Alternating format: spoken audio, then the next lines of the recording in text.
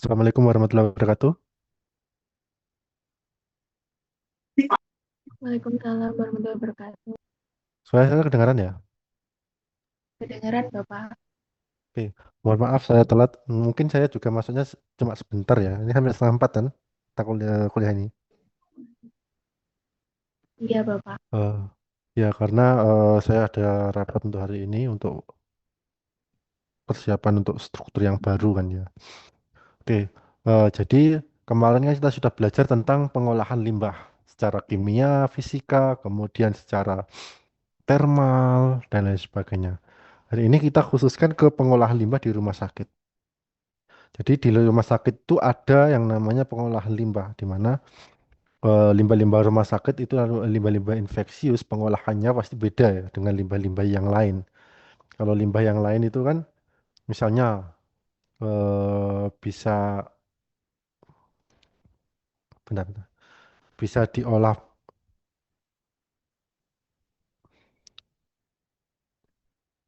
bisa apa? Diolah menggunakan misalnya ada dibuat untuk misalnya apa sampah ini dibuat untuk ekoenzim atau biasanya dibuat untuk kerajinan. Nah, kalau limbah rumah sakit tidak bisa dibuat seperti itu karena dia punya infeksius ya, termasuk limbah infeksius.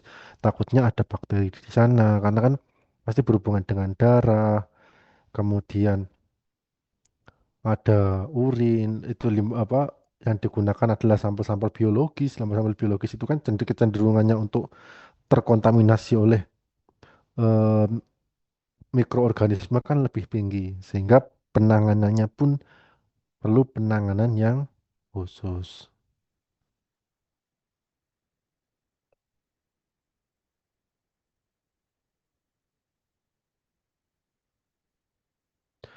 Nah, untuk rumah sakit bagaimana cara pengolahannya? Untuk pengolahannya itu ada yang namanya menggunakan proses termal, pakai cara yang namanya insenerasi. Insenerasi itu seperti yang saya jelaskan kemarin, itu limbah rumah sakit itu akan dibakar. Dibakar pada tungku yang terbuat dari bahan tertentu, tungkunya itu tertutup, kemudian asap yang dikeluarkannya pun tertutup. Jadi seperti itu. Jadi nggak bisa kita pembakarannya seperti pembakaran sampah biasa itu juga nggak bisa. Karena pembakarannya juga perlu cara yang khusus. Kenapa itu dilakukan? Karena kan kalau pembakarannya itu misalnya ya masih ada sisa virus yang ada di sana kemudian masuk ke dalam saluran saluran air ya masuk ke dalam perairan. Nah, itu akan menjadi masalah kesehatan juga sehingga dia perlu adanya penanganan khusus. Saya masih mencari gambar alatnya ini. Bentar.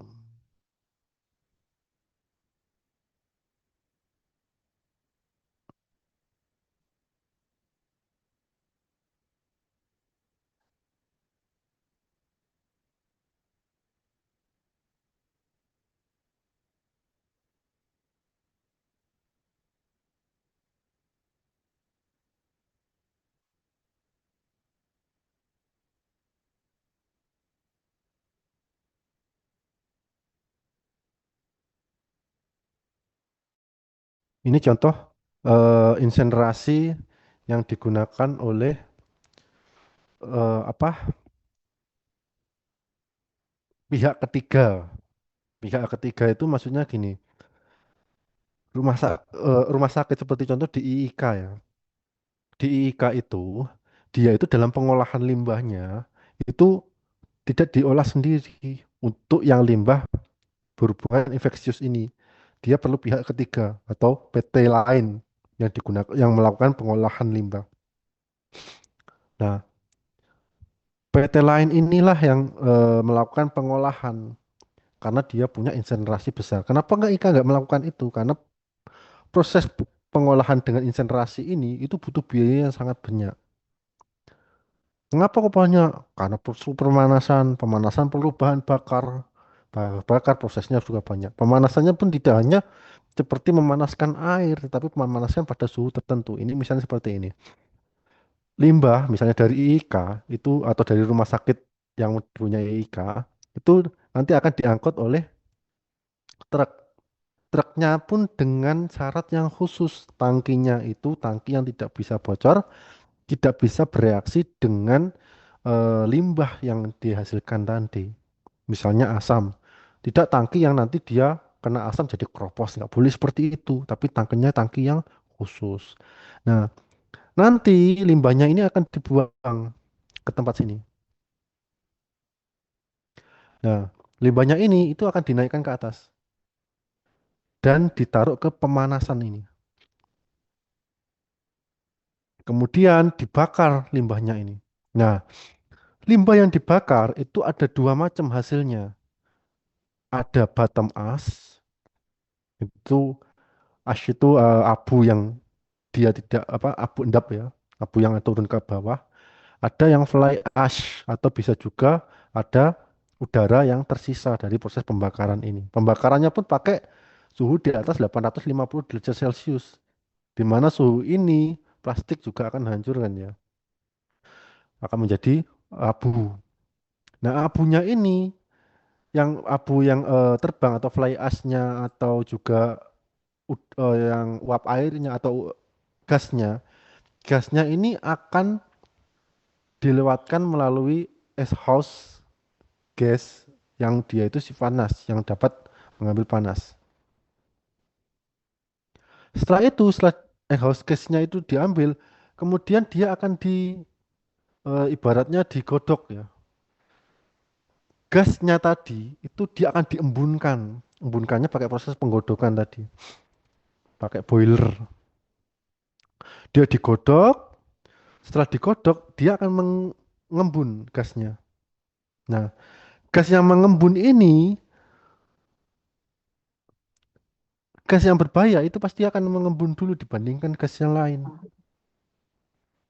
Sehingga setelah gasnya yang mengembun itu turun ke bawah, kemudian dia akan dilewatkan exhaust gas. Nah, yang sisa gas ini itu biasanya adalah gas-gas yang aman bagi udara, biasanya uap air, kemudian CO dan lain sebagainya. Kemudian ini nanti dia akan diturunkan menjadi fly ash ini. Dia akan diambil yang fly ash-nya itu yang apa gas berbahayanya tadi, dia akan diembunkan ditaruh di bawah di fly ash ini, kemudian dibawa oleh eh, mobil lagi untuk dibuang di landfilling, yaitu proses apa pembuangan sampah di landfilling, di mana seperti yang kemarin saya jelaskan ya, land disposal itu di dalam tanah itu dikasih suatu tangki. Tangki ini tidak bisa ditembus oleh zat kimia. Kemudian setelah dibuang ini akan ditutup tangkinya, kemudian ditutup pakai tanah. Jadi itu yang gas berbahayanya akan dibuang ke situ. Setelah diendapkan, yang nggak berbahaya itu akan dibuang. Nah, sisanya fly ash ini saat ini itu sekarang bisa digunakan untuk proses untuk bahan listrik ya. Fly ash-nya ini bisa digunakan untuk bahan listrik. Ini yang dilakukan di Surabaya. Itu bisa digunakan untuk bahan listrik untuk menggerakkan ini, untuk membuatkan steam. Jadi untuk pemanasan dan steamnya ini proses listriknya itu sekarang menggunakan cara khusus dan menggunakan listrik khusus yang dihasilkan dari limbah ini. Jadi limbah ini infeksiusnya sudah hilang karena sudah dipanaskan pakai suhu di atas 850 ini. Jadi seperti itu. Nah, yang menjadi pertanyaan, limbah rumah sakit kan tidak hanya limbah infus, limbah suntikan, syringe, atau tempat obat, impul, tidak hanya itu. Tapi limbah rumah sakit juga ada yang namanya apa? Limbah radioaktif. Hmm. Nah, Bagaimana penanganan limbah radioaktif? Nah, limbah radioaktif ini penanganannya beda, tidak pakai proses ini, tetapi langsung pakai proses ini, landfilling. Hmm. Sebelum di landfilling, dia akan dilakukan tidak di sini prosesnya ya, tetapi di tempat tertentu, dia akan ditembakkan dengan elektron di mana eh, dia akan mengalami stabilisasi. Setelah stabilisasi, dia akan dibuang ke melalui di landfilling ini. Jadi seperti itu kalau limbah radioaktif. Sehingga limbah radioaktif itu penanganannya sendiri. Bahkan kelihatannya ditangani oleh lembaga tertentu sendiri, oleh pemerintah. Karena kalau penanganannya asal-asalan ini sangat berbahaya bagi lingkungan, termasuk bagi manusia. Jadi seperti itu.